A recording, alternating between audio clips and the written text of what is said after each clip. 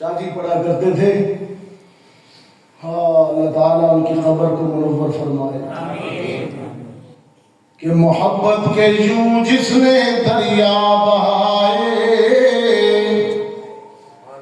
محبت کے یوں جس نے دریا بہائے،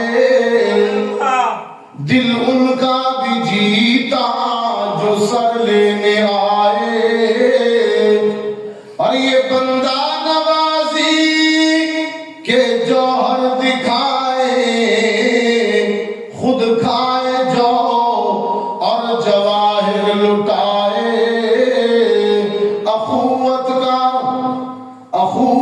کا یوں جس نے چشمہ بہایا، فارس سے سلمان آیا،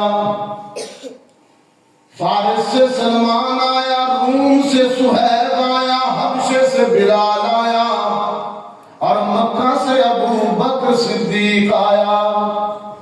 چار مختلف ملکوں، مختلف رنگوں اور مختلف زبانوں اور نسلوں والوں کو محمد نے ایک کلمہ پڑھا کر کلمے کی بنیاد پر بھائی بھائی بنا دیا۔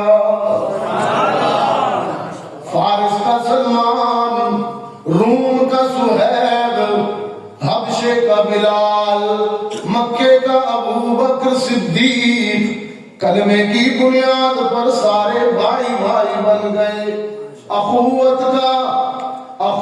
کا جس نے یوں چشمہ بہایا، کہ دم میں تعصب کا شعلہ بجھایا، الہ العالمین جس عصبیت کو، جس تعصب کو محمد عربی نے مٹا کر کلمہ پڑھنے والوں کو بھائی بھائی بنا دیا، آج تیری امت میں پھر وہی جاہلیت، وہی عصبیت فروغ پا رہی ہے۔ بلوچ ازم پر دہشت گردی کر رہی ہیں، زبانوں پر شناختی کارڈ دیکھ دیکھ کر انسانوں کو قتل کیا جا رہا ہے۔ یہ محمد عربی کا طریقہ نہیں ہے، یہ ان کا طریقہ نہیں ہے۔ اخوت کا جس نے یوں چشمہ بہایا،